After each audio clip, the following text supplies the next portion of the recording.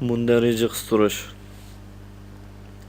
Mayli kitap olsun yoki jurnal olsun, biz bunun baş kısmida bu kitap yoki jurnalning mundarisini ko'ramiz. Mundarija orqali biz o'zimizga kerakli bo'lgan mazmunni shu kitob yoki jurnalning ichidan bevosita bet numeriga asosan oson izlab tepib o'qiy olamiz. Yana mundarija odatda maqola yoki boblarninki temasi ondan shu mazmunninki kitob yoki jurnalning qanchinchi betida ekanligini bevosita ko'rsatib beradi. Yani bet numeri bilan mavzudan tuzildi. Endi biz Word'da shundoq bir cho'ng tipdagi hujjat yoki kitob yoki jurnal betini yasagan vaqtimizda bu mundarijalarni qo'lda bir-birlab qistirishning hojati yo'q.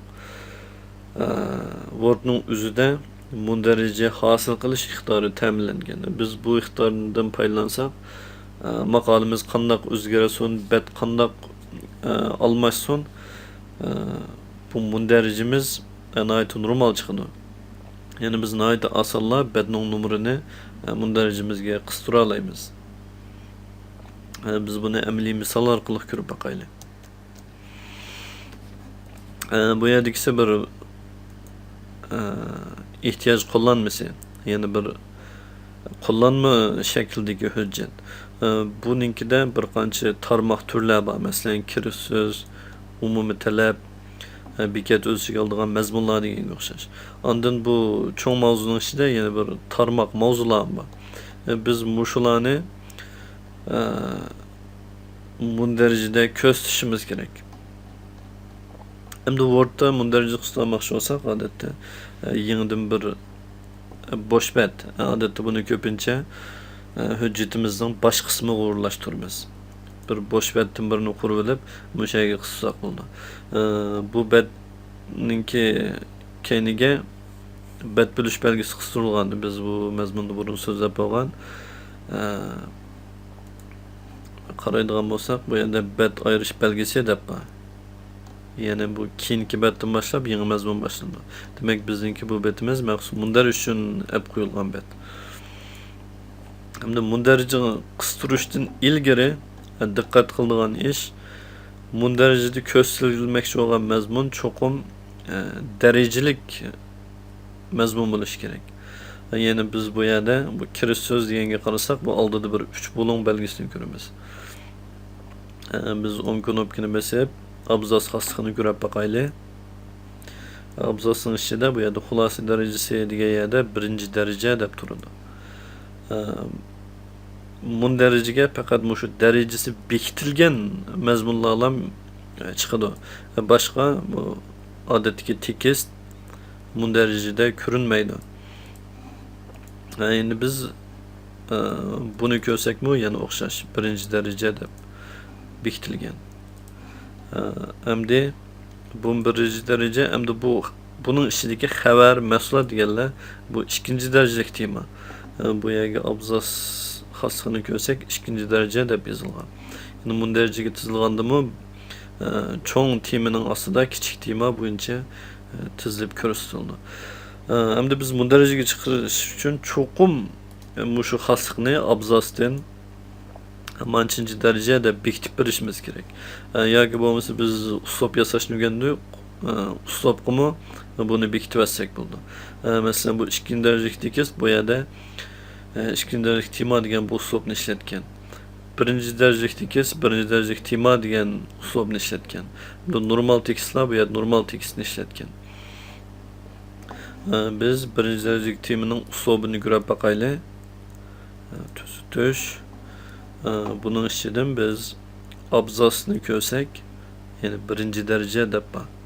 Demak, biz uslub yasagan vaqtidami, shundoq mavzularga ayrim uslub yasab qo'yib, buningki darajasini bekitib ishlatsak, keyin asonlan buning mundarajasini hosil qila olamiz. Shu daraja joyida bekitilmasa, bizning mundarijamiz normal hosil bo'lmaydi. Endi biz shularga asosan mundarijadan birini qistiraylik. Nur belgini bu yerga keldi, mundarija musha qisildi. Endi biz asosiy tizimlikdan naql deganni tanlaymiz. Undan keyin biz bu mundarija degan knopkani bassak, bu yerda mundarijini qaysi xil shaklda chiqarishni so'raydi. Biz buni tanlab beraylik. Mundariji qistiruldi. Ya'ni kirish so'z 4-betda, umum talab 4-bet, mulozimat mahsulot deganlar 5-bet, qurilma talabi degan 6-bet, boshqa tildagi nusxalar degan 7-bet deganga o'xshash. Endi buni qisib olgandan keyin biz qarasak, buning xat nusxalari to'g'ri normal emas. Ya'ni kelib bu soldan o'ngga bo'lib qopti. Bizningki mundarijimiz o'zimizning yoziqining yo'linishiga mos holda o'ngdan solga bo'ldi. Undan keyin bu yerda contents, ya'ni inglizchada mundarija degan mazmun inglizcha chiqib qopti. Biz bularni tanshab uyg'urcha qilishimiz kerak. Biz oldi bilan buningki umumiy tekstning yo'linishini o'ngdan solga qilib tanshaylik.